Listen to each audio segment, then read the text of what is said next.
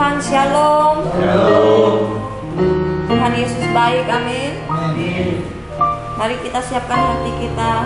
Kita mau berdoa sebelum kita memulai ibadah pada hari ini. Bapa, Engkau sungguh baik dalam hidup kami. Tiada henti-hentinya kami mengucap syukur atas kebaikan-Mu, atas penyertaan-Mu dan pemeliharaanmu dalam hidup kami. Kami bersyukur atas kesempatan ini, Tuhan. Biar kami terus, Tuhan, berakar di dalam Engkau. Tuhan, Kau terus pimpin kami, bimbing kami. Kami mengikuti jalan-jalan kaki Tuhan yang berlepas. Sepanjang minggu Engkau telah memberkati kami, Tuhan. Kembali kami datang mencari wajah-Mu. Kami membawa hati kami untuk datang memuji menyembah Engkau. Terima kasih Bapa, Engkau memberkati setiap kami. Hanya di dalam nama Tuhan Yesus kami berdoa dan mengucap syukur. Amin. Bapa,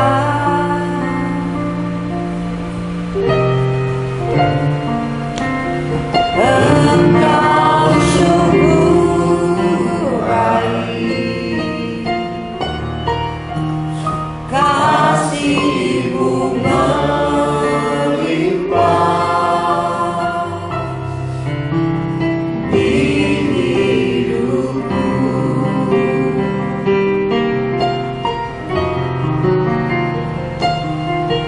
Bapa,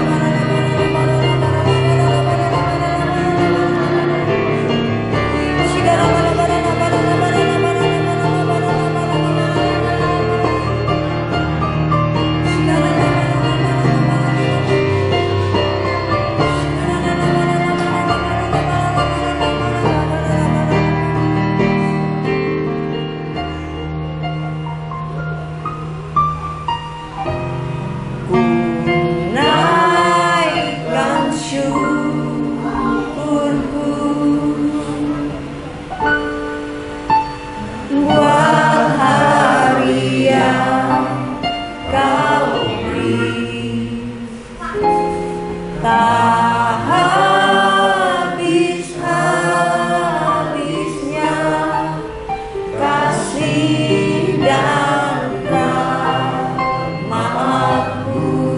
selalu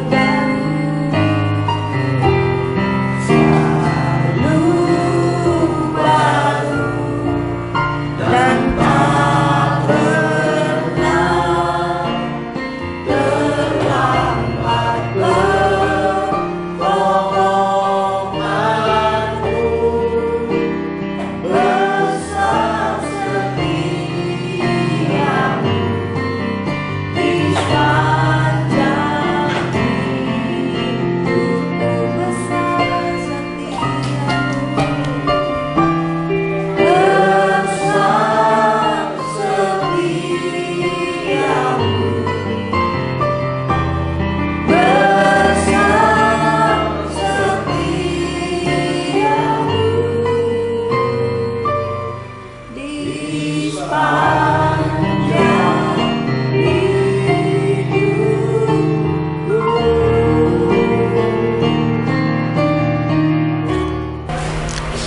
Mari kita satu dalam doa.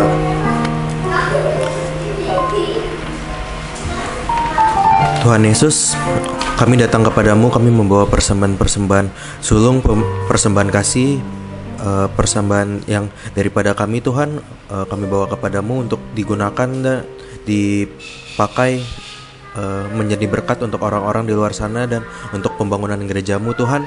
Biarlah amplop-amplop semua yang kami berikan kepadamu Tuhan dapat menjadi berkat dan dapat kembali kepada kami berlipat kali gandanya Tuhan, seperti yang Engkau firmankan Tuhan. Dalam nama Tuhan Yesus kami sudah berdoa dan mengucap syukur. Haleluya, amin. Berkati kami Tuhan dengan kebenaran firman-Mu. Kami siapkan hati kami duduk di bawah kaki Tuhan Yesus. Tuhan, kami siap menerima semua berkat firman lewat hamba. Kamu berkati kami, Roh yang Kudus Tuhan, melawat setiap kami.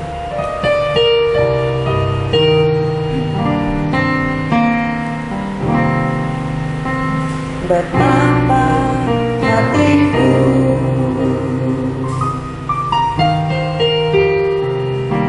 berterima kasih, Yesus.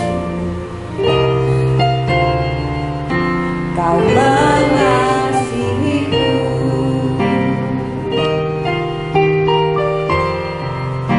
Kau memilikiku.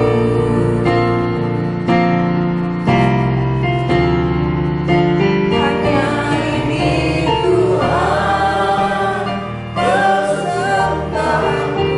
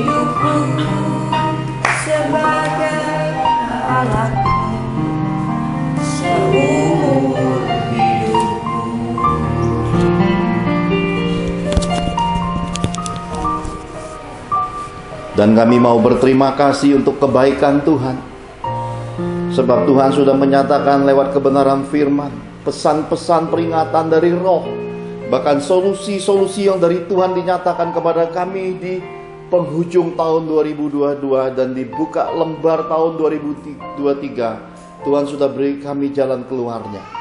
Kami hanya melakukan bagian kami dalam ketaatan. Semuanya Tuhan akan ambil alih, dan Tuhan akan memelihara, menjaga, menaungi, dan melindungi kehidupan kami. Kami beserta keluarga kami hidup taat akan Tuhan, mengasihi Tuhan dengan segenap hati, dan menyelesaikan setiap perkara-perkara dalam kehidupan, berkemenangan di dalam setiap keadaan, bahkan semua keadaan resesi dan krisis. Tuhan tolong kami, Tuhan memberkati kami, dan berkati kami lagi dengan kebenaran firman-Mu. Di dalam nama Tuhan Yesus, roh hikmat pengertian yang benar Kau limpahkan bagi kami semua. Terpuji-pujilah nama-Mu. Di dalam nama Tuhan Yesus Kristus kami berdoa dan mengucap syukur. Mari semua kita cinta Tuhan, sama-sama katakan amin. Shalom. Bapak Ibu yang terkasih di dalam Tuhan, kita mau belajar selama beberapa sesi tentang pengertian pesan Tuhan. Mengingat pentingnya keadaan di tahun 2023, ada banyak sekali pesan roh, dimensinya profetik. Dalam bahasa perumpamaan, ada banyak juga pesan yang saya lihat, saya baca, saya dengar lagi, masih terbungkus, belum dibuka isi dalamnya. Jadi lewat khotbah-khotbah serial ini, pengertian pemahaman pesan Tuhan, kita melihat setiap detail-detail yang ada. Mari kita lihat, nanti akan kita ketemu bingkai besarnya pada pesan Tuhan 2023. Kita lihat lebih dulu apa yang tertulis di dalam Kitab Wahyu pasal 6 ayat 1 sampai 6. Wahyu 6 ayat 1 sampai 6. Beginilah firman Tuhan. Maka aku melihat anak domba itu membuka yang pertama dari ketujuh materai itu. Dan aku mendengar yang pertama dari keempat makhluk itu berkata dengan suara bagaikan bunyi guru, "Mari." Dan aku melihat sesungguhnya ada seekor kuda putih dan orang yang menungganginya memegang sebuah panah, dan kepadanya dikaruniakan sebuah mahkota. Lalu ia maju sebagai pemenang untuk merebut kemenangan. Dan ketika anak domba itu membuka materai yang kedua, aku mendengar makhluk yang kedua berkata, "Mari." Dan majulah seekor kuda lain, seekor kuda merah padam, dan orang yang menungganginya dikaruniakan kuasa untuk mengambil damai sejahtera dari atas bumi, sehingga mereka saling membunuh, dan kepadanya dikaruniakan sebilah pedang yang besar. Dan ketika anak domba itu membuka materai yang ketiga, aku mendengar makhluk yang ketiga berkata, "Mari."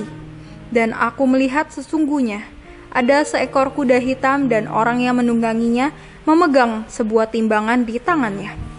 Dan aku mendengar seperti ada suara di tengah-tengah keempat makhluk itu berkata, "Secupak gandum sedinar, dan 3 cupak jelai sedinar. Tetapi janganlah rusakkan minyak dan anggur itu." Amin. Amin. Ketika kita mendengar pesan Tuhan di tahun 2023, Roh membuka pesan dengan pernyataan peperangan dimensi perdagangan, lalu ada pesan secupak gandum sedinar.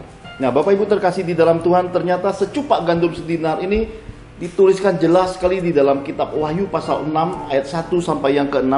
Oleh karena pemahaman roh, saya mau aja Bapak Ibu melihat lebih rinci, lebih detail. Karena Roh Kudus juga memahaminya kepada saya dengan suatu pemahaman yang sederhana ketika selepas doa tengah malam 31 Desember 2022 itu, dan ketika berganti hari, saya masih sempat mengedit videonya sampai jam 5 dini hari. Ketika saya mengeditnya, Roh itu membentangkan pemahaman pengertiannya. Dan kita lihat coba dari ayat pertama, dikatakan bahwa di situ ada seekor kuda putih dan yang menungganginya dikaruniakan kemenangan. Lalu saya bertanya pada Tuhan pada saat saya membaca lengkap kitab Wahyu ini. Tuhan berkata, "Bukankah engkau dapat mengambil sebuah pemahaman sederhana atas bangsamu, atas presidenmu sendiri?" kata Tuhan. Kita punya presiden hari ini bernama Bapak Presiden Insinyur Haji Joko Widodo.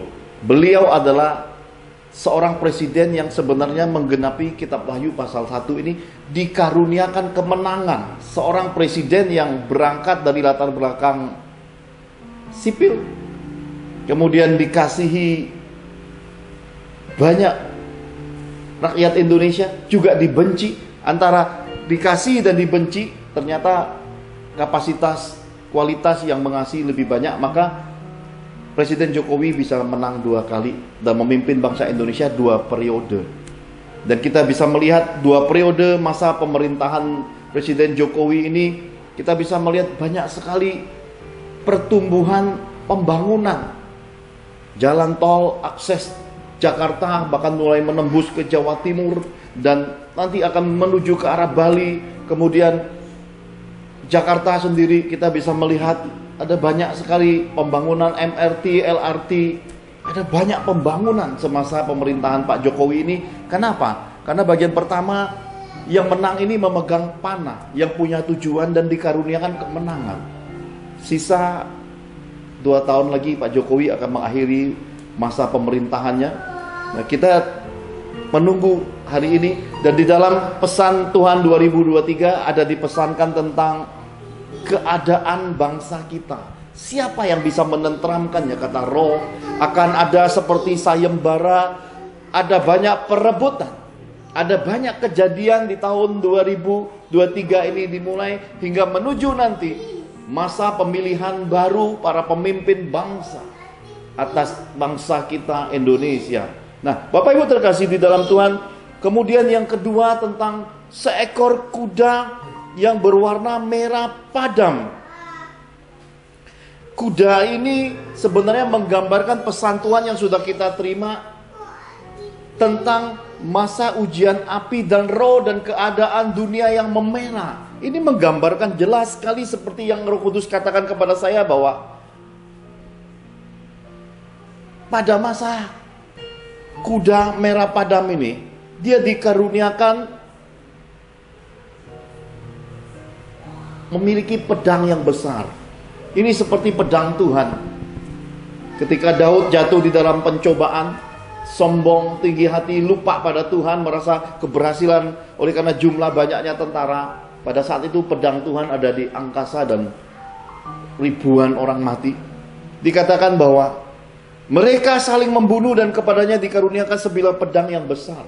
Dan ketika saya menangkap kata saling membunuh, kalau kita menangkapnya dengan pemahaman secara yang umum, kita akan berpikir bahwa manusia itu main tusuk-tusukan pakai pedang atau main cekik-cekikan saling membunuh. Ternyata bukan, kata Roh. Saling membunuh itu artinya apa? Manusia ketika berdekatan, roh maut itu ada. Bukankah masa pandemi COVID-19 ini manusia itu gak berani berdekatan? Karena kalau berdekatan, transfer roh maut yang ditransfer, yang membawa roh maut mungkin OTG tidak mati, tapi tertransfer ke orang sekitarnya, yaitu saling membunuh. Jelas sekali bahwa 2 keadaan ini sudah terjadi atas bangsa kita, atas bangsa-bangsa. Dan yang ketiga, ini kudanya agak unik. Kenapa? Seekor kuda hitam, dan yang memegangnya memegang timbangan. Kalau kita ingat pesan di Daniel 5 di doa tutup tahun 2022 dan membuka lembar tahun 2023, ada dinyatakan di Daniel 5 tentang Belsasar, Raja Belsasar kedapatan timbangannya ringan di hadapan Tuhan. Sesudah menerima pemahaman pengertian dari Daniel, malam itu Raja Belsasar itu terbunuh.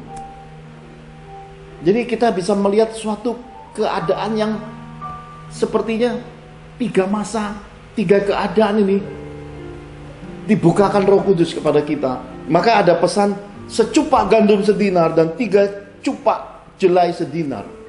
Nah, gandum menggambarkan tentang kebutuhan hidup. Gandum menggambarkan seperti bangsa kita yang makan beras. Gandum itu dapat disetarakan dengan beras. Ketika saya menangkap pesan Tuhan ini, saya ingat semua pemberitaan, bahkan presiden kita juga, bahkan para ahli dan juga para pemikir dan tokoh-tokoh di akademisi juga berkata 2023 akan mengalami seluruh dunia bahkan akan mengalami resesi, suatu keadaan keterpurukan secara ekonomi. Nah, Bapak Ibu terkasih di dalam Tuhan, tapi ini tidak cukup untuk menyingkapkan secupak gandum itu. Secupak gandum sedinar itu ternyata Roh ajarkan kepada saya lewat kehidupan dinarnya.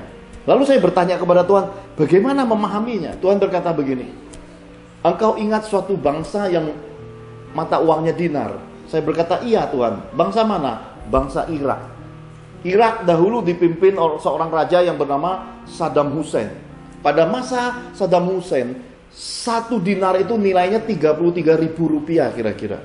Jadi kalau kita beli beras pada masa itu, 1 dinarnya Irak itu bisa membeli kira-kira 3 kilo beras. 3 kilo beras itu mungkin bisa hidup selama seminggu lah kira-kira. Nah, hari ini sesudah kejatuhan Saddam Hussein, 1 dinar itu kira-kira 10 sampai 15 rupiah. Inilah resesinya, inilah krisisnya, inilah keadaan ekonominya yang menjadi perumpamaan pemahaman. Jadi kalau dulu 1 dinar ini adalah upah 1 hari. Jadi 1 hari orang bekerja bisa mempunyai 3 kilo beras. Hari ini hanya 15 rupiah, itu mungkin hanya bisa segenggam, secupak itu segenggam. Segenggam itu mungkin nilainya cuma 7-8 gram. Itu tidak cukup untuk makan satu keluarga.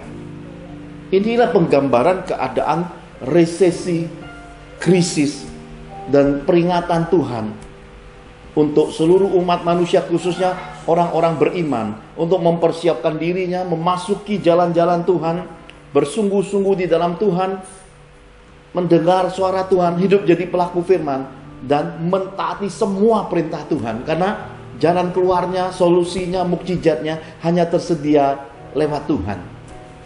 Ini keadaan yang gak mudah sebenarnya. Kenapa gak mudah? Karena di dalam pesan Tuhan kita juga mendengar ada orang datang ingin membeli logam mulia, ragu-ragu berbalik, kemudian ingin membeli dan begitu berbalik gak sanggup beli lagi. Karena itu keadaan sedang terjadi resesi, suatu keadaan di mana naiknya harga-harga barang, naiknya keadaan-keadaan yang membuat kesanggupan manusia untuk mendapatkan kebutuhannya itu tidak tercapai, karena suatu keadaan yang menghimpit itu membuat orang mengurangi porsinya ataukah tidak bisa lagi mencapai porsinya. Keadaan inilah yang Tuhan ingatkan tentang secupak gandum sedinar, bahwa anak-anak Tuhan harus bisa mengelola kehidupan sebagaimana dipesankan Tuhan sebelum masa pandemi. Saya ingat pesan-pesan akhir tahun pernah dikatakan, kalau orang punya 2 karung beras, 1 karung dimakan, 1 karung disimpan. Ternyata semasa pandemi COVID-19 3 tahun terjadi itu, ada duit gak bisa beli beras. Orang takut keluar dan yang punya toko ketakutan. Maka pemerintah akhirnya turun tangan menjamin bahwa semua toko-toko sembako wajib buka. Karena keadaan, suatu hal yang terjadi di luar kendali manusia. Ini yang Tuhan peringatkan kepada kita. Keadaan ekonomi, bahwa peperangan perdagangan di tahun 2023 ini membabi buta dan efeknya kemana-mana. Dan setelah saya baca beberapa artikel, ternyata peperangan yang mempengaruhi keadaan dunia adalah peperangan antara Cina dengan Amerika dan Eropa di dalam sisi ekonomi. Bahkan dampaknya, dan saya selama 2 bulan menjelang tutup tahun 2022 itu saya ngamati, saya mengalami suatu keadaan bertanya dalam diri, tidak ada yang menjawab. Kenapa? Saya merasa suatu keadaan kok mau cari dealer motor baru aja susah, dan kok rasanya nggak masuk akal. Saya lihat loh, harga motor bekas lebih mahal harganya dari press listnya harga motor baru. Jadi saya melihat ini keadaan apa? Ternyata setelah saya periksa, pabrik motor tak bisa merilis motor-motor baru karena komponen semikonduktornya tidak tersedia. Terjadi kelangkaan dari komponen produksi motor. Dan ini kan akan mempengaruhi jumlah produksi dengan jumlah demand kebutuhan yang sudah biasa disupply begitu banyak, tiba-tiba tidak ada. Ini akan otomatis akan membuat harga barang itu akan mengalami penyesuaian dan pasti naik harga gila-gilaan. Ditambah lagi akan terjadi transformasi pergantian otomotif dari penggunaan bahan bakar minyak menuju ke listrik, ini juga dengan keadaan peperangan perdagangan ini, saya rasa seluruh dunia tidak mudah untuk melewatinya.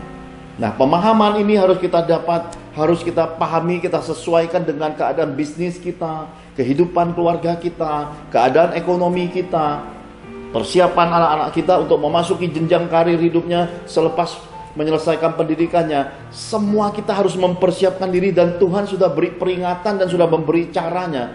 Kita harus mengikuti cara Tuhan. Saya tidak mau ikuti siapapun di dalam kehidupan ini. Saya tidak mau mengikuti hal-hal yang disebut dengan jadi followernya orang, ataukah terpengaruh dengan penilaian praduga dunia, cemas oleh karena prediksi-prediksi negatif dan ketakutan dunia. Saya tidak mau. Kenapa? Karena saya berpegang kepada Yohanes 14 ayat 6. Yesus berkata, akulah jalan. Selama saya pegang Yesus, pasti ada jalan. Yesus berkata, akulah kebenaran. Selama ada Yesus, saya pasti menemukan kebenaran. Di mana kebenaran itu? Di sekolah aja, kalau kita benar dapatnya 100. Ya, di sekolah tuh tidak pernah dicari orang pintar dan bodoh. Yang dicari itu kalau ujian benar. Jadi tidak penting kita pintar apa bodoh, yang penting taati Tuhan, benar dapat 100, menang ya, naik kelas. Artinya di tengah krisis dan resesi dan kesulitan dunia, kita naik kelas justru. Mukjizat semakin besar terjadi saat kesulitan hidup benar-benar terjadi, dan semakin besar kesulitan hidup, semakin besar mukjizat Tuhan. Naik kelas, peringkat imannya tambah tinggi. Yang berikutnya dikatakan Tuhan Yesus, akulah hidup. Jadi kalau ikut Tuhan Yesus nggak mungkin mati. Kenapa? Dunia akan terbalik, seluruh dunia akan terbakar, seluruh dunia akan memerah lagi 6 bulan seperti yang dipesankan Tuhan. Kalau tidak bisa diatasi, memerah lagi. Memerah artinya apa? Kesulitan dunia datang, kematian datang, bencana juga datang, dan manusia mulai kembali lagi kepada keadaan, ditekan oleh keadaan. Tapi bersama Yesus kita hidup, Pak Ibu. Kenapa? Kami The Johan Family dan keluarga besar Father's Miracle semasa pandemi keliling-keliling panti asuhan, keliling-keliling panti jompo, menyalurkan berkat-berkat yang Bapak Ibu titipkan kepada kami. Dari mana Bapak Ibu menitipkan kepada kami? Ketika Bapak Ibu membeli buku di Invisible, buku dalamnya kasih Yesus, memberi lebih, uang yang lebih itu, saya nggak cukup untuk berkata, wah kita timbun ya. Saya bukan hamba Tuhan yang melayani untuk menimbun harta ngengat berkarat. Atau dikatakan, yuk kita foya-foya makan. The Johan Family makannya sederhana. Kalau datang ke rumah saya bisa lihat, masih ada mie instan kok. Kami makan menurut apa yang Tuhan atur, bukan yang berfoya-foya, pesta pora mewah, enggak. Uang yang Tuhan titipkan lebih, kami kelola, kami salurkan kembali. Bukankah Bapak Ibu terkasih di dalam Tuhan sudah menempatkan suatu taburan benih pada ladang, pada hati Tuhan yang tepat? Karena berkat itu disalurkan ke banyak sekali tempat-tempat saudara-saudara kita yang membutuhkan. Dan saya berdoa di dalam anugerah Tuhan yang besar, benih-benih yang sudah Bapak Ibu salurkan lewat pelayanan Father's Miracle, lewat pelayanan LDS dan WAFS ini, biar benih-benih yang baru di tahun 2023 ini Tuhan kembali lipat gandakan di dalam kehidupan Bapak Ibu semua. Berkat keuanganmu Tuhan jamin, rekeningmu Tuhan tuh isi penuh, keuanganmu, rezekimu, garis keturunanmu, anak cucu mantumu, keluarga besarmu, semua diberkati Tuhan. Bahkan semua keadaan hidupmu, bisnismu, pekerjaanmu dijagai Tuhan, dinaungi, dan para malaikat berkemah mengelilingi semua keadaan hidupmu. Tuhan membuat pelipat gandaan di tengah krisis dan resesi. Anugerah Tuhan besar. Dan Tuhan juga ada pesankan lewat suara-suara rema. Orang yang bijak ketika mendengar suatu keadaan sulit, jangan menahan kebaikan. Tuhan berkata naikkan volumenya. Artinya kita mesti mulai memberi kepada Tuhan dengan porsi yang lebih besar. Jikalau dulu kita membatasi Tuhan karena kebutuhan kita, ketika Tuhan memberi kelegaan, kebutuhan kita tercapai dan kelebihan yang begitu banyak, jangan ditimbun. Kumpulkan harta selagi hidup, harta surgawi. Salurkan lagi, naikkan porsinya, naikkan volumenya. Kenapa? Karena dengan demikian kita menyatakan kepada Tuhan bahwa kita tidak terikat. Apapun yang Tuhan beri dalam hidup kita, kita kelola untuk kemuliaan Tuhan. Haleluya. Nah, karena kita sudah mendengar bahwa saya berpegang kepada Yesus, karena akan menuju ke solusi surgawi, saya mau ajak Bapak Ibu melihat bagaimana cara Yesus memberikan pemahaman tentang keadaan resesi dan krisis yang pernah terjadi pada masanya. Mari kita lihat sama-sama di dalam Lukas 4 ayat 25 sampai yang ke-26. Lukas 4 ayat 25 sampai ke 26. Demikian bunyinya. Dan aku berkata kepadamu, dan kataku ini benar, pada zaman Elia terdapat banyak perempuan janda di Israel ketika langit tertutup selama 3 tahun dan 6 bulan, dan ketika bahaya kelaparan yang hebat menimpa seluruh negeri. Tetapi Elia diutus bukan kepada salah seorang dari mereka, melainkan kepada seorang perempuan janda di Sarfat di tanah Sidon. Amin. Amin. Bapak Ibu terkasih di dalam Tuhan, kalau kita baca pernyataan Tuhan Yesus ini tentang keadaan Nabi Elia, ini keren sekali Bapak Ibu. Kenapa? Ketika saya menangkap pemahaman dan ketika Roh menyingkapkan firman Tuhan ini, kok Tuhan Yesus bisa ingat zaman Elia tentang janda Sarfat? Berarti Tuhan Yesus ini penyelidik kitab suci, dan Tuhan Yesus ini ngerti keadaannya, bahkan bisa menyimpulkannya kepada ahli-ahli Taurat, orang-orang Farisi, kepada orang-orang Israel, bahwa mukjizat itu hanya terjadi kepada janda yang bukan janda orang Israel, malah ini janda Sarfat. Dan ada satu pemakaian kata bahasa 3 tahun dan 6 bulan. Kenapa kitab suci menggambarkan seperti itu? Kenapa nggak menggunakan istilah 42 bulan lamanya? Kenapa mengambil pernyataan 3 tahun dan 6 bulan? Dan kata 6 bulan kita dengar juga di pesan Tuhan 2023, kalau tidak bisa diatasi keadaan resesi krisis, dunia memerah lagi. Keadaan memerah berarti suatu keadaan bisa mengulang lagi masa 3 tahun, masa pandemi COVID-19 ini. Keadaan ekonomi menekan umat manusia. Keadaan tidak menyenangkan terjadi, kebebasan tidak ada lagi, dan semua keadaan hidup ada jarak antara kita dengan orang-orang sekitar kita. Karena apa? Karena keadaan itu, keadaan yang tidak mudah. Dan kita tahu pesan Tuhan di tahun 2023 dikatakan munculnya roh-roh pencuri seperti monyet-monyet. Artinya ada suatu keadaan yang tidak bisa diatasi secara mungkin nasihat, doktrinasi, mungkin. Kenapa? Karena keadaan orang yang lapar butuh makan. Adakah orang bisa mengatur monyet-monyet yang bergerombolan masuk? Saya pernah di masa muda saya SMP, saya ingat betul saya pernah diajak nonton film tentang dunia monyet-monyet di Afrika ketika mereka kelaparan. Kalau tidak keliru judulnya Kilimanjaro. Saya masih ingat betul, ngeri banget ketika monyet itu kelaparan oleh karena makanan tidak cukup lagi, akhirnya dia makan manusia, gigit manusia. Ini suatu keadaan yang mengerikan bisa terjadi kalau dunia tidak bersatu, kalau anak-anak Tuhan tidak mengambil waktu berdoa khusus. Tanpa anak-anak Tuhan ambil bagian memerangi dimensi rohnya, sesuatu yang fatal selepas 6 bulan akan terjadi di muka bumi ini. Ini Tuhan pesankan kepada kita, jikalau kita mau ambil bagian, ambillah menurut porsi yang Tuhan percayakan dalam hidupmu. Selipkan doa di mesbah keluargamu, selipkan doa di mesbah pagimu. Di tengah-tengah keadaan hidupmu, lagi nyetir, lagi dimanapun, kau ingat Tuhan, kau ingat akan khotbah ini, selipkan doa. Doa untuk ketentraman atas bangsa, doa untuk penjagaan Tuhan atas ekonomi bangsa-bangsa, doa supaya seluruh umat manusia dikaruniakan ketentraman, hasil panen raya, gandum, padi, semua yang ada di muka bumi ini dijamin Tuhan. Tidak terjadi malapetaka, bencana badai, bahkan kesulitan masa kekeringan itu lagi. Ini semua tugas kita.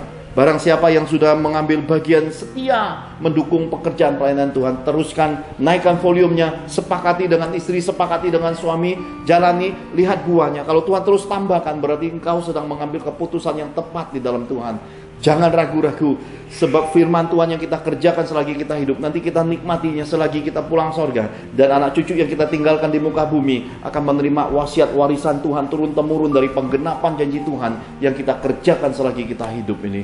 Haleluya. Nah, Bapak Ibu terkasih di dalam Tuhan, oleh karena Tuhan Yesus sudah bicara tentang janda Sarfat, oleh karena Tuhan Yesus sudah bicara tentang janda Sarfat, kita akan masuki dimensi pelajarannya secara langsung.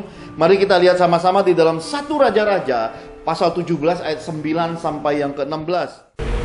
1 Raja-Raja 17 ayat 9 sampai 16. Demikianlah firman Tuhan. Bersiaplah, pergi ke Sarfat yang termasuk wilayah Sidon, dan diamlah di sana. Ketahuilah, aku telah memerintahkan seorang janda untuk memberi engkau makan. Sesudah itu ia bersiap lalu pergi ke Sarfat. Setelah ia sampai ke pintu gerbang kota itu, tampaklah di sana seorang janda sedang mengumpulkan kayu api. Ia berseru kepada perempuan itu, katanya, "Cobalah ambil bagiku sedikit air dalam kendi, supaya aku minum." Ketika perempuan itu pergi mengambilnya, ia berseru lagi, "Cobalah ambil juga bagiku sepotong roti." Perempuan itu menjawab, "Demi Tuhan Allahmu yang hidup, sesungguhnya tidak ada roti padaku sedikit pun, kecuali segenggam tepung dalam tempayan dan sedikit minyak dalam buli-buli. Dan sekarang aku sedang mengumpulkan 2-3 potong kayu api. Kemudian aku mau pulang dan mengolahnya bagiku dan bagi anakku. Dan setelah kami memakannya, maka kami akan mati." Tetapi Elia berkata kepadanya, "Janganlah takut, pulanglah. Buatlah seperti yang kau katakan, tetapi buatlah lebih dahulu bagiku sepotong roti bundar kecil daripadanya dan bawalah kepadaku. Kemudian barulah kau buat bagimu dan bagi anakmu. Sebab beginilah firman Tuhan Allah Israel, tepung dalam tempayan itu tidak akan habis, dan minyak dalam buli-buli itu pun tidak akan berkurang sampai pada waktu Tuhan memberi hujan ke atas muka bumi." Lalu pergilah perempuan itu dan berbuat seperti yang dikatakan Elia. Maka perempuan itu dan dia serta anak perempuan itu mendapat makan beberapa waktu lamanya. Tepung dalam tempayan itu tidak habis, dan minyak dalam buli-buli itu tidak berkurang, seperti firman Tuhan yang diucapkannya dengan perantaran Elia. Amin. Amin. Bapak Ibu terkasih di dalam Tuhan, Tuhan yang memerintahkan Nabi Elia, "Bersiaplah pergi ke Sarfat." Bapak Ibu terkasih di dalam Tuhan, Tuhan sudah pesankan bahwa jawaban Tuhan di tahun 2023 ada pada abdi-abdi Tuhan yang sederhana, yang tidak terikat di dalam pelayanannya, tidak terikat akan uang. Artinya mereka setia melayani Tuhan, mengelola uang Tuhan secara benar. Elia adalah satu nabi yang terkenal dua hal ini. Yang pertama adalah nabi pemberani. Dia bicara apa adanya, dia tidak tutup-tutupi, dia ngomong vulgar, dia ngomong apa adanya. Apa yang Tuhan omongi, diomongi Nabi Elia. Ini ciri khas Nabi Elia punya pelayanan. Yang kedua, Nabi Elia ini nggak pernah bawa perbekalan, kemana-mana nggak bawa duit. Kemana-mana memang jalan-jalannya itu adalah sepertinya ketegaan, tapi dia punya cara-cara ajaib dari Tuhan. Ini kalau kita pelajari, kalau kita datang pada hidup ini, kalau kita pada dimensinya, kita mungkin nggak akan bisa melewatinya. Kenapa? Karena orang-orang Kristen akhir zaman ini nggak lagi memiliki roh yang militan di dalam Tuhan. Mulai kita kan ngomong gini, "Wah, nabi apa itu? Kok tega amat? Masa janda yang udah miskin gitu, tinggal segenggam tepung, sedikit minyak buli-buli kok diminta juga? Nabi apa itu? Wih, nabi kedagingan, kok mau makan buat diri dia, kok nggak ada belas kasihannya." Akhir zaman nggak akan mencapai Nabi Elia. Kenapa? Karena kita nggak punya hubungan pribadi mendalam seperti Elia. Kita hanya melihat ukuran kita dan kemudian kita selalu pakai kacamata kita di dalam kekristenan akhir zaman ini. Maka banyak orang di akhir zaman ini gampang sekali terjerat di dalam dongeng-dongeng nenek tua.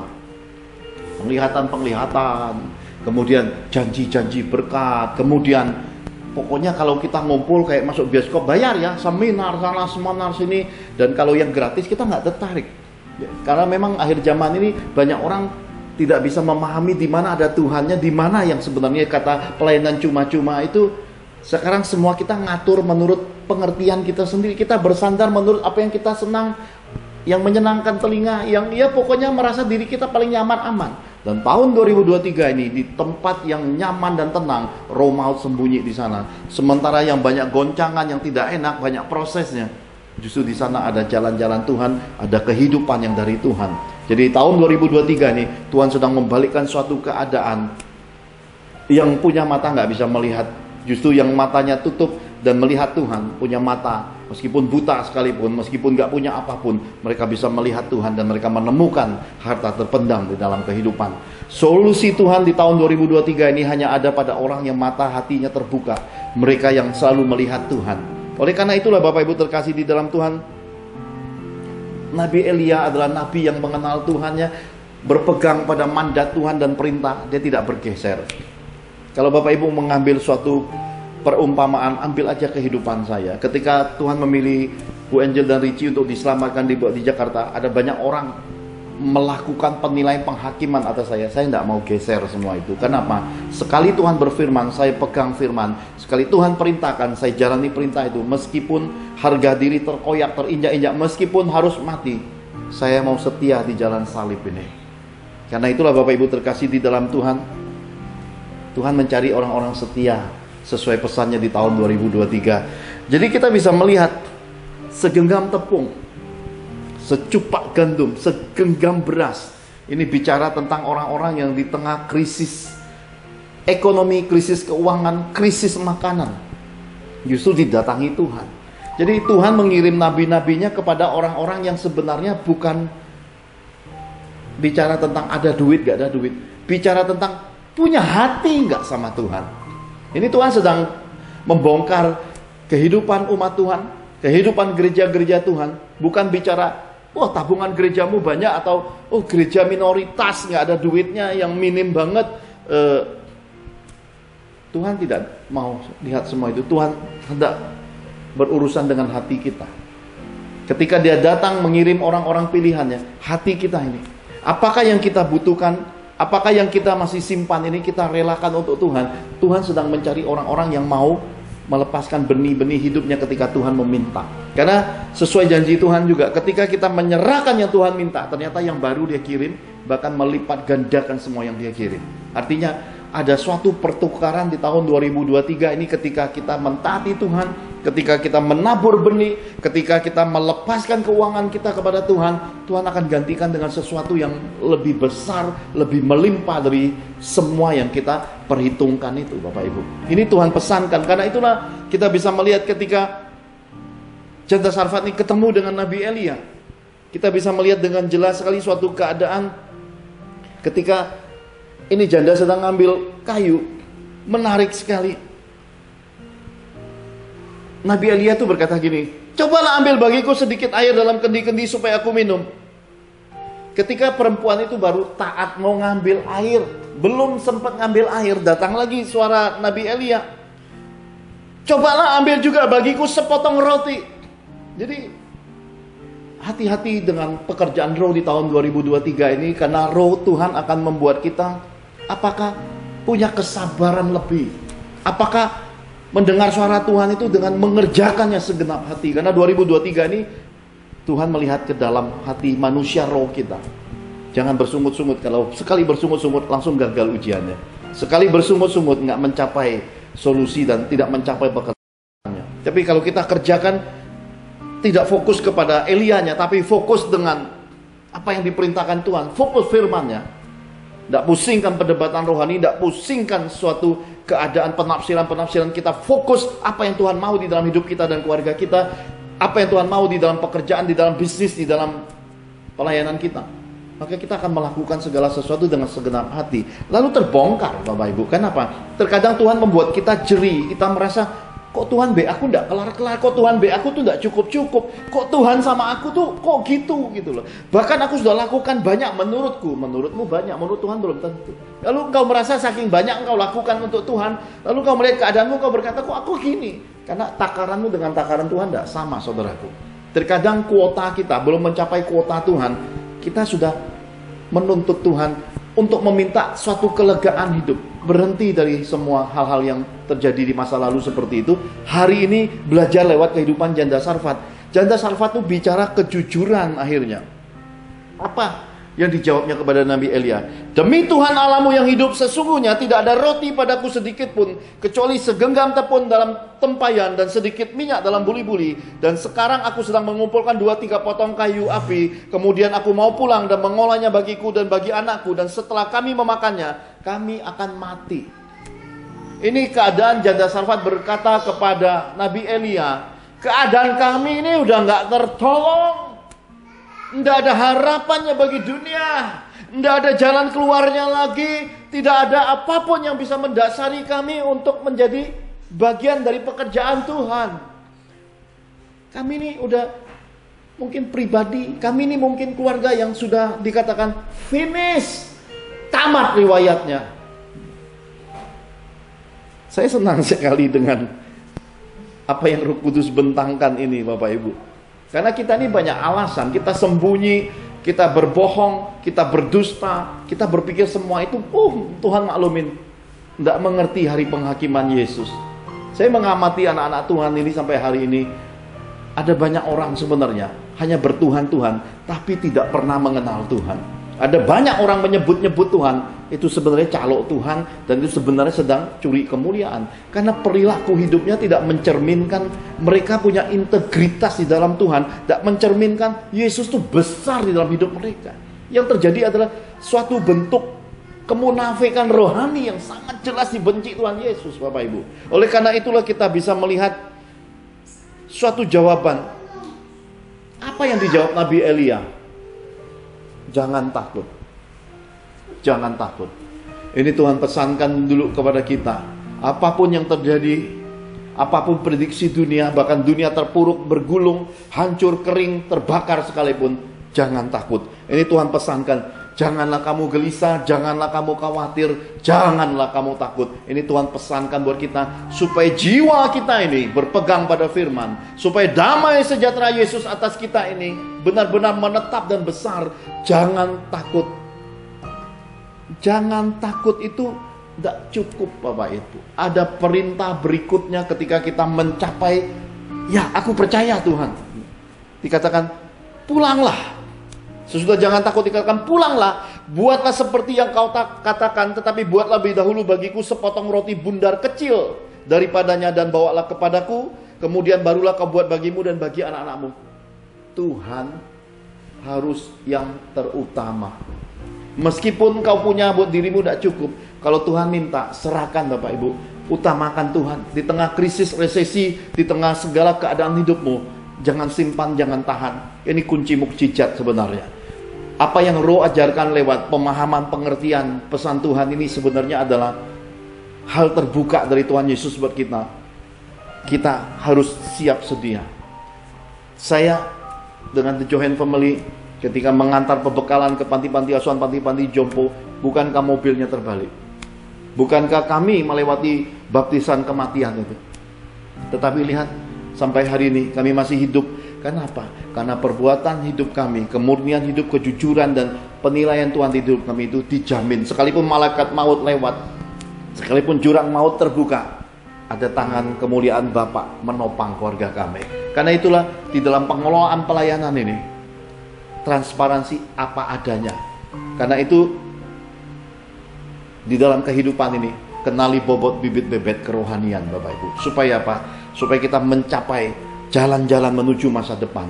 Enggak guna kita dengar yang nyenengin telinga, kata-kata manis sedap kita sembunyi di balik selimut, kita nikmati semua keegoisan hidup kita, kita enggak pernah lakukan perintah Tuhan, kita enggak pernah bayar persepuluhan, kita enggak pernah beri persembahan kasih, kita enggak pernah menabur di jalan-jalan kekristenan ini. Kita anggap ya gini. Nanti hari tua kamu akan tahu semua itu berbuahnya tidak baik buatmu. Saya ini bukti hidup. Karir hidup saya sudah menghasilkan rumah ini. Tetapi ketika Tuhan berkata, ikut aku tinggalkan semua, saya tidak nunggu 2 kali. Saya lepasin semua.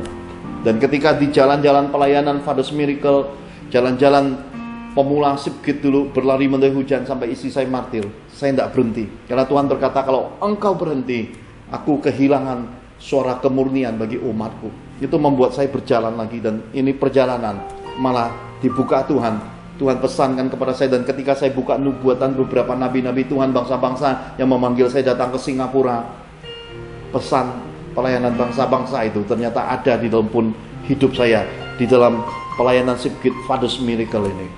Pelayanan menuju ke pelayanan memberkati, mencerahkan, mendewasakan bangsa-bangsa, Bapak Ibu. Saya tidak pusingkan semua hal. Bisa nggak ya? Cukup nggak ya pengerjanya? Duitnya ada nggak ya? Saya nggak pusingkan semua itu, karena saya percaya janji Tuhan. Karena saya tahu di dalam Tuhan, apa yang Tuhan firmankan pasti jadi. Semua janji Tuhan pasti tergenapi. Dan semua yang datang dari Tuhan mengalahkan dunia. Jadi saya percaya sepenuhnya, anak-anak saya semua pasti jadi berkat. Dan pasti ketika nama mereka disebut, disandingkan ke hidup saya, umat Tuhan akan melihat bukti contoh dari bobot bibit bebet kehidupan hamba-hamba Tuhan yang hidup berkenan kepada Tuhan dan kepada sesama, berbuah satu rumpun jadi berkat. Dan saya berdoa dalam anugerah Tuhan yang besar, saya ini gak pernah memberi contoh yang buruk di jalan pelayanan ini. Anak-anak rohani kami, saya berdoa, beberapa memang mencapai hal-hal yang meskipun tidak di sekeliling saya, jarang makan, minum, tidur bareng saya. Mereka orang-orang yang terus dipakai naik secara keuangan, secara karir. Saya berdoa jangan sampai yang duduk-duduk, yang makan sama saya ini gak melihat suatu contoh masa depan. Kenapa? Karena saya ini sedang menuju satu titik penggenapan. Sementara anak-anak rohani saya ketika dekat semua bagus, ketika jauh sedikit melempem lagi kayak kerupuk. Saya tidak mau orang-orang sekitar saya ini kayak kerupuk, saudara. Kenapa? Generasi jemaat kerupuk Indonesia, ya, dekat ngembang. Kenapa? Ada minyaknya, panas, membara. Tapi begitu jauh dari Pak Johan sedikit, baru masuk ke kehidupan, melempem, masuk air, masuk angin. Ya? Nggak boleh seperti itu. Kenapa? Karena pelayanan Father's Miracle ini, semua mentoring Dr. Johan ini membuat semua anak Tuhan mandiri, harus belajar mengenal pribadi Tuhannya. Tidak boleh bergantung pada saya. Kenapa? Karena Tuhan sudah pesankan kepada saya untuk dewasakan umatnya, membuat mereka mandiri, kemudian menjadi terang dan garam kehidupan untuk memuridkan banyak umat Tuhan yang lain lagi. Jadi pemahaman ini harus mendasar, masuk di dalam kehidupan kita semua. Dan keluarga besar Father's Miracle harus membuka diri untuk orang-orang baru, orang-orang yang nanti dipanggil untuk persiapan menuju ke pelayanan bangsa-bangsa ini akan banyak berhimpun di tengah kita. Justru generasi pendahulu ini menjadi senior, harus mengayomi generasi yang masih muda yang akan datang dengan banyak karakteristik, dengan banyak sifat, mungkin banyak yang masih perlu diproses. Kita harus tolong mereka. Kenapa? Karena ini jalan-jalannya. Ini jalan-jalannya. Saya baru-baru ini diskusi dengan Bu Angel. Apa yang saya diskusikan? Tentang cucu-cucu kami. Ini cucu-cucu lahir di tangan saya semua. Kenapa cucu-cucu itu bisa lahir dan hari ini terus bertambah besar? Tetapi lahir saja tidak cukup. Harus belajar bagaimana seorang Pak Johan mendidik anak-anaknya. Kenapa? Impartasi pendidikan itu mendasari, memodali, membentuk, dan mempersiapkan cucu-cucu ini sejalan dengan kakak-kakak dan cicit-cicitnya. Jadi harus tahu bagaimana. Tidak cukup hanya untuk bikin anak beranakin aja. Ternyata ada tujuan Tuhan di baliknya. Jadi saya berdoa semua anak-anak rohani ini bisa segera mengerti jalan-jalan apa sih yang harus kami jalani. Karena nanti pembekalan ini menuju ke titik masa tua kita untuk mendewasakan anak dan anak-anak siap terbang bersama Tuhan. Ini penting sekali. Ketika anak-anak saya masih kecil, Rehwel dan Serat, saya duduk di gereja 3 jam. Anak-anak kami bisa duduk tenang 3 jam di kursi yang sama. Satu deret duduk berempat. Kebutuhan yang mereka mau apa? Masih kecil. Oh, dia cuma mau cemilan. Cemilan kami bawa 3 jam. Dia akan dengar firman sambil makan cemilan. 3 jam tidak bergerak. Cucu-cucu saya belum mendasari hal seperti itu sama sekali. Kenapa? Masih generasinya. Masih generasi bukan Raja Wali. Raja Wali itu kalau udah berdiri di atas gunung dan kayu, dia terus diam melihat. Hanya ada sasaran dia akan bergerak. Di luar itu nggak bergerak. Yang bisa bergerak sana sini itu apa? Bebek. Kenapa? Terlalu banyak sekali kebisingan jiwanya. Karena itulah anak-anak saya tidak pernah bekali dengan hal-hal yang dunia tawarkan. Anak-anak itu tidak ada apa-apa isinya. Boleh main hanya pas weekend. Di luar itu tidak boleh. Dia berapa kali masa kecilnya sembunyi. Kalau papa lihat dia udah tidur, dia sembunyi. Ternyata begitu papa pergi dia main, dia bangun. Itu masa kecil yang menyenangkan, nakal-nakal kecil dimaklumin. Ya, bergaul dengan teman. Oh, teman ikut main game, dia ikut main game. Tapi diberi pemahaman. Game membuat kita terikat dan tidak mengikatkan diri lagi dengan Tuhan. Mereka akhirnya berhenti. Dan Tuhan ikut campur terus. Kalau masih main, dihancurkan semua medianya. Dan Tuhan karena Bapak yang baik, udah dihancurin, masih dikasih kesempatan. Seperti itu Tuhan hadir di hidup mereka. Nah ini Cucu-cucu ini harus dididik seperti ini, generasi-generasi. Karena adik-adik ini akan mendidik lagi generasi adik-adiknya. Cucu-cucu ini dipersiapkan jadi pemimpin-pemimpin gereja-gereja Tuhan di masa depan.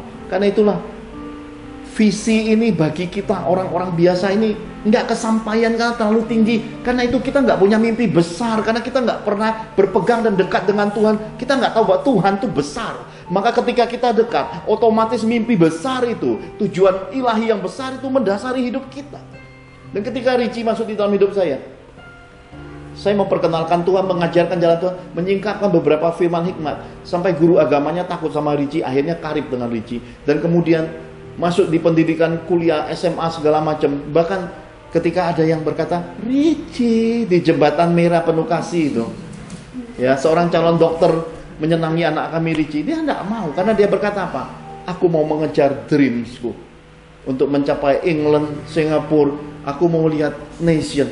Dia mengabaikan semua kesukaan anak-anak manusia. Meskipun jodohnya bolak-balik diamati Bu Angel, Senin sampai Jumat itu mobilnya ganti 5 kali. Ada darah Jepangnya. Bu Angel senyum-senyum.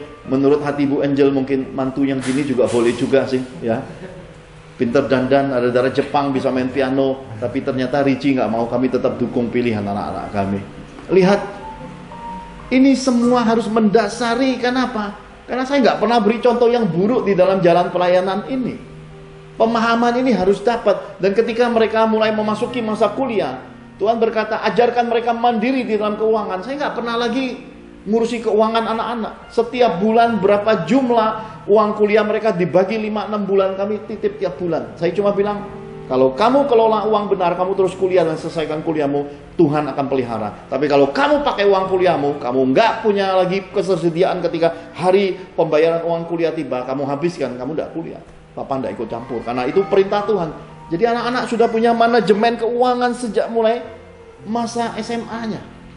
Kami didik mereka seperti itu. Karena itulah, jangan kaget, anak-anaknya Pak Johan itu lebih punya uang dari Pak Johannya. Lihat cucu-cucu yang bisa beliin coklat, yang bisa beliin makanan, bukan Pak Johan tetapi kakaknya, cici-cicinya sama kokonya. Kenapa? Karena mereka punya keuangan dari Tuhan. Jadi ini pembekalan Tuhan buat kita, harus kita pahami. Nah, Bapak Ibu terkasih di dalam Tuhan, yang dari Tuhan itu ternyata adalah solusi. Sekali lagi yang saya ceritakan ini bukan untuk menggembirakan atau untuk memamerkan, bukan. Ini adalah contoh bukti keteladanan bobot bibit bebetnya. Tapi dibalik semua yang terjadi, kita harus lihat pada titik akhirnya. Karena segala sesuatu yang belum berakhir, itu berarti masih proses dan segala hal masih bisa terjadi. Jadi jangan menyerah. Apa yang menjadi kesulitan hari ini belum menjadi akhir hidup. Karena selagi hidup ada kesempatan dari Tuhan. Dan kita masih bisa mengubahnya. Dan kita masih bisa memeranginya. Kita masih bisa kembali di jalan Tuhan selagi kesempatan dari Tuhan terbuka. Mari kita lihat bagian akhirnya. 1 Raja-Raja 17 ayat 17 sampai yang ke-24. 1 Raja-Raja 17 ayat 17 sampai 24. Beginilah firman Tuhan. Sesudah itu anak dari perempuan pemilik rumah itu jatuh sakit, dan sakitnya itu sangat keras sampai tidak ada napasnya lagi. Kata perempuan itu kepada Elia, apakah maksudmu datang kemari ya abdi Allah? Singgahkah engkau kepadaku untuk mengingatkan kesalahanku, untuk menyebabkan anakku mati? Kata Elia kepadanya, berikanlah anakmu itu kepadaku. Elia mengambilnya dari pangkuan perempuan itu dan membawanya naik ke kamarnya di atas dan membaringkan anak itu di tempat tidurnya. Sesudah itu ia berseru kepada Tuhan, katanya, ya Tuhan Allahku, apakah engkau menimpakan kemalangan ini atas janda ini juga, yang menerima aku sebagai penumpang dengan membunuh anaknya? Lalu ia mengunjurkan badannya di atas anak itu 3 kali dan berseru kepada Tuhan, katanya, ya Tuhan Allahku, pulangkanlah kiranya nyawa anak ini ke dalam tubuhnya. Tuhan mendengarkan permintaan Elia itu dan nyawa anak itu pulang ke dalam tubuhnya sehingga ia hidup kembali. Elia mengambil anak itu, ia membawanya turun dari kamar atas ke dalam rumah dan memberikannya kepada ibunya. Kata Elia, ini anakmu, ia sudah hidup. Kemudian kata perempuan itu kepada Elia, sekarang aku tahu bahwa engkau abdi Allah dan firman Tuhan yang kau ucapkan itu adalah benar. Amin. Amin. Bapak Ibu terkasih di dalam Tuhan, ketika janda Sarfat didera kemiskinan, kesusahan, keterpurukan, bersama anaknya melewati masa susah itu, jalan-jalan hidupnya tidak mudah. Terkadang ada keteledoran dalam perkataan, terkadang ada jalan hidup yang menuju kepada maut tidak disadarinya. Ini juga sebenarnya mirip dengan Bu Angel sama Richie, coba. Kenapa? Richie itu mengalami jalan-jalan maut, lewati berkali-kali dunia kematian. Jadi saya ini bisa disandingkan dengan roh Elia menolong mereka melewati masa-masa kematian itu. Tiba-tiba anak dari janda Sarfat ini sakit dan hilang nafas sudah. Kitab suci memang halus yang menuliskan segala sesuatu. Sebenarnya dapat disimpulkan anak ini kritis mati. Secara gamblang itu aja. Oleh karena kutuk janda Sarfat, oleh karena salah haluan hidup, oleh nggak menyadari keadaan hidup, sakit mati. Nah, kita kadang-kadang di dalam hidup ketika kita kesulitan, kita kadang-kadang mengumbar kata-kata seperti janda Sarfat ini. Kita blow up kata-kata hidup kita. Kita nggak menyadari kita sedang memancing semua orang melihat kita, kemudian semua roh mengipasi kita, dan kita bicara, wah makin kayak gitu, makin ada perhatian, kita lupa. Kita sedang menggali jurang kematian di masa depan buat generasi anak cucu kita. Karena itulah Tuhan pesankan jangan bersungut-sungut. Dosa bersungut-sungut itu membawa kehancuran, kemiskinan, keterpurukan, dan kematian. Apa yang harus kita kerjakan? Setiap kesusahan hidup, semua orang punya kesusahan. Bagaimana mengatasinya? Tidak semua orang punya cara yang sama. Berdiam. Bu Angel mengikuti saya. Kenapa kekristenannya dengan Richie, dengan anak-anak saya cepat lebih maju? Oleh karena langsung mengalami, belajar langsung dari Tuhan, dan ada di dalam peristiwa proses ketika semua itu Tuhan izinkan terjadi. Ngitung uang kecil, kerincing-kerincing 1.000, 2.000. Masa itu menurut saya disuruh ngulang lagi, Bu Angel mungkin udah ketakutan. Kenapa? Belum tentu akan kuat. Kenapa? Karena masa itu, masa berat badan yang masih kurus kering. Ya. Hari ini sudah subur menggenapi firman. Kenapa? Kue nggak berhenti-berhenti. Kiriman buat Pak RW, kiriman buat Bapak Dr. Johan, kiriman buat hamba Tuhan. Itu kuenya nggak berhenti-berhenti. Dia salurkan ke sana, salurkan ke sini. Makanya di dalam hidup kami adalah ekspedisinya Tuhan. Ya, inilah The Johan Family Father's Miracle, ini ekspedisinya Tuhan. Menerima, menyalurkan. Belum terima, sudah salurkan. Jadi keuangan di kami ini, kalau Bapak Ibu datang sekali waktu sidak, ngecek, isinya minim banget. Kenapa? Keuangan tuh nggak pernah berhenti, karena berputar di dalam arus kehendak Tuhan. Dialirkan lagi, disalurkan lagi. Maka kami ini adalah keran Tuhan yang lancar, semprotannya kencang. Kenapa? Nggak ada lumutnya, karena ngalir terus. Nggak ada sumbatannya. Karena itulah kami hidup. Lihat anak-anak cucu saya, keluarga saya, semua terjamin. Ya. Kenapa? Karena hidupnya mencapai kehendak Tuhan, hidupnya mencapai perkenanan Tuhan. Cukup makan, cukup pakai. Sederhana aja.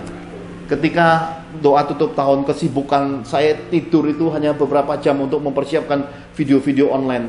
Jam 4, jam 5 baru kelar, bahkan pesan Tuhan 2023 saya kerjakan selepas doa sampai jam 5 pagi, sakit kepala tidak kuat, saya istirahat berapa jam, bangun, kerjakan lagi. Sampai menjelang tutup tahun Bu Angel berkata nggak punya tenaga, nggak bisa nyiapin makanan lagi Pak, jadi yuk kita beli sabu-sabu rebusan aja buat keluarga besar Father's Miracle. Tapi saya ini Bapak Ibu terkasih di dalam Tuhan, selalu ingin memberikan yang terbaik buat anak-anak Tuhan. Saya selalu mengutamakan semua umat Tuhan itu seperti keluarga saya sendiri. Karena itulah di jalan pelayanan ini saya berkata-kata, melayani, menyampaikan suara Tuhan segenap hati dengan murni dan tulus dan jujur. Kenapa? Karena saya ingin anak cucu saya juga jadi berkat. Akhirnya apa? Saya pengen keluarga kami menikmati jamuan, makan seperti tahun sebelumnya, ada kambing guling, ada dagingnya, ada bakarannya.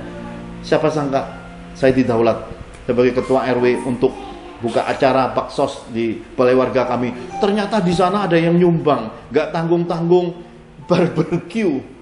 Satu porsinya 450.000. Maka ketika banyak sekali warga yang mengadakan acara dari RT itu tidak datang, makanan berlimpah. RT-nya bilang sama saya, Bu Angel mana? Saya bilang lagi pulang ke rumah sebentar, lihat kedua orang tuanya sama adik-adiknya sama cucu-cucunya. Suruh kesini semua Pak RW. Adik nyuruh datang. Ini namanya pucuk dicinta, daging tersedia. Datanglah semua The Johan Family ke balai warga. John memang lipat kali gandanya. Buah-buahan muncul, lengkeng, jeruk, kue, macam-macam datang. Bahkan relasi saya Dewan Kota, Kadis Hub, wah, orang-orang datang semua. Kenapa? Karena inilah hidup yang dibagi-bagikan, roti Yesus yang bisa dikecap oleh semua orang. Betapa baiknya Tuhan, dan inilah hidup saya. Keinginan saya, meskipun saya terbatas, gak punya apa-apa, Tuhan saya tidak terbatas. Dia menyediakan semua yang saya inginkan. Bukan untuk diri saya, tapi buat orang-orang yang saya kasihi. Siapa yang saya kasihi? Anda, keluarga Anda, semua umat Tuhan. Bahkan satu bangsa ini, bahkan bangsa-bangsa. Saya mengasihi kalian semua. Haleluya. Nah, kita bisa melihat dalam cerita ini ketika Nabi Elia singgah, janda Sarfat itu berbicara dalam konotasi seakan-akan bahwa itu sudah selesai, it is finished, keluarga tamat riwayatnya. Ya. Ngapain kamu datang? Mau lihat kesusahanku ya? Ya. Sering kali kita ini kayak gitu, nggak lihat Tuhannya, kita lihat sisi manusianya. Datang untuk apa ini? Sering kali di tengah kesusahan kita, kemiskinan kita, kejatuhan kita tersinggung lebih dulu. Kemudian kita mulai menolak hamba-hamba Tuhan. Kita menganggap hamba Tuhan atau orang-orang seiman kita itu datang untuk mengejek kita. Nabi Elia itu punya Tuhan dan sangat karib dengan Tuhan. Dia pegang kunci kehidupan. Saya tahu pelayanan Nabi Elia ini karena saya melayani dimensi yang mirip sekali. Banyak menolong orang yang gak bisa mati untuk nyebrang ke dunia arwah-arwah. Orang sakit yang mau mati hidup lagi. Saya mengalami apa yang Elia lakukan. Jadi saya tahu persis seperti apa kehadiran Tuhan itu. Maka Nabi Elia ngingetin Tuhan. Janda Sarfat ini memberi penumpangan. Orang yang sudah berbuat baik, Tuhan pesankan lewat Nabi Elia itu jelas sekali bahwa Tuhan itu aja tahu budi. Atas Elia yang gak punya apa-apa, seperti gereja mula-mula Yohanes dan Petrus berkata, emas perak permata gak ada padaku, demi nama Yesus berdiri dan berjalanlah. Lebih besar dari emas perak permata yang ada pada orang-orang yang diurapi Tuhan itu jawaban Tuhan. Di tahun 2023 ini, orang-orang sederhana seperti Elia, orang-orang yang tidak terikat keuangan, orang-orang yang bobot bibit bebeknya terbukti dan berbuah berkualitas teruji itu, ada jawaban Tuhan. Anda cari mereka di tahun 2023, undang mereka datang ke keluargamu, undang mereka datang di bisnismu, di pekerjaan pelayananmu untuk memberkati. Kenapa? Karena jawaban Tuhan memang sudah dinyatakan di tahun 2023 ini ada pada mereka. Dan anak itu dibawa naik ke kamar, dihadapkan kepada Tuhan. Kehangatan kasih Nabi Elia itu dikucurkan pada tubuhnya, anak itu bangkit hidup lagi, Bapak Ibu. Dalam Tuhan, lebih baik menerima teguran yang nyata-nyata daripada kasih tersembunyi. Karena yang nyata-nyata itu membawa jalan masa depan terbuka. Dalam Tuhan, kerendahan hati itu membuat kita bisa menerima roh koreksi, hingga kita bisa melihat ketika Tuhan mengirimkan golok yang tajam dan besar, itu bukan untuk melukai kita. Ternyata itu buat kita pegang untuk menebas iblis-iblis yang menghalangi berkat-berkat kehidupan kita. Jadi dalam Tuhan, porsi Tuhan itu harus lebih utama. Taati Tuhan itu harus lebih utama. Dan semua yang kita punya itu, kita utamakan Tuhan. Karena semua yang kita punya itu adalah benih dari Tuhan untuk memuliakan Tuhan selagi kita hidup. Jadi jangan dimakan, nanti kebanyakan makan kolesterol asam urat, ya. Makanlah secukupnya, lebihnya disalurkan untuk memuliakan Tuhan, supaya juga turun buat anak cucu kita berkat yang sudah kita kerjakan selagi kita hidup. Sebagai orang tua, sebagai mertua, sebagai pendahulu, turun-temurun berkat kita salurkan, Bapak Ibu. Nah, bicara tentang daging tadi, ketika saya berjalan menuju balai warga, ada tetangga juga. Om, mau kemana? Balai warga. Sini aja Om. Itu panggilan dulu. Nanti kesini jam berapa selesai Om? Jam 10, jam 11. Saya nggak berani singgah lagi, kenapa? Perutnya nggak kuat. Ya, makanan di balai warga itu, wah, tinggi banget. Luar biasa. Dan saya pulang jalan yang lain, karena saya nggak berani singgah lagi. Perutnya nggak ada space-nya lagi. Kenapa? Di tetangga-tetangga itu lagi bakar ikan. Jadi Tuhan menyediakan lebih dari yang kau perlukan. Tuhan punya kesanggupan. Apa yang kau inginkan, Dia yang menyediakan semua benih-benihnya. Bagian kita menyukakan hati Tuhan. Bagian kita hidup berkenan kepada Tuhan. Capai semua ini. Saya tidak melahirkan anak-anak rohani ini dari rahim saya. Bukan hasil karya kedagingan, hubungan suami istri. Itu lahir karena pemberian Tuhan. Tapi saya jagai seperti anak-anak kandung saya sendiri. Cucu-cucu saya jagai seperti anak kandung saya sendiri. Di mall aja anak-anak saya berlari, papa mau beli es krim buat cucu-cucunya. Iya betul. Karena masih kecil-kecil, Bu Angel lagi sakit kepala, kenapa? Tahu sendiri cucu-cucu saya ini. Ya, generasinya Raja Wali masih bebek soalnya. Lari sana, lari sini, kan apa? Sayapnya belum kelihatan soalnya ya. Bu Angel cepet-cepet cari kain nutupin kursi. Kenapa? Karena sambil masuk mulut sambil nyolek sana nyolek sini. Tapi saya berdoa dalam anugerah Tuhan. Seiring waktu, cucu-cucu saya ini panggilin ke sini tiga-tiganya coba. Nih, Bapak Ibu bisa melihat buah karya pelayanan The Johan Family ini. Ini Om Kong mau bawa es krim. Kita tunggu mereka datang nih.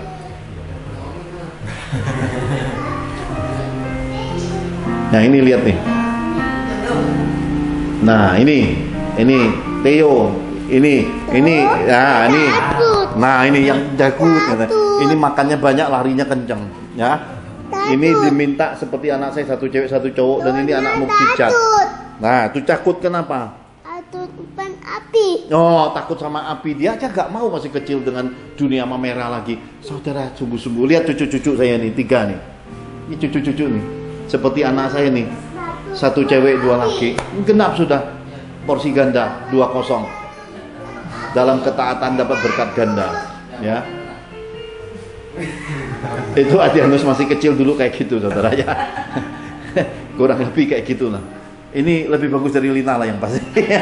Dari mamanya. Ini si Irwan masih kecil nih. Jadi Bapak Ibu terkasih di dalam Tuhan, ini contoh yang saya tunjukkan bobot bibit bebetnya. Inilah pemahaman, pengertian yang berbuah. Sesuatu yang gak perlu saudara ragukan. Kenapa? Bekasi, Bandung, semuanya jadi satu di dalam Father's Miracle ini. Karena ada tujuan mulia di baliknya. Haleluya.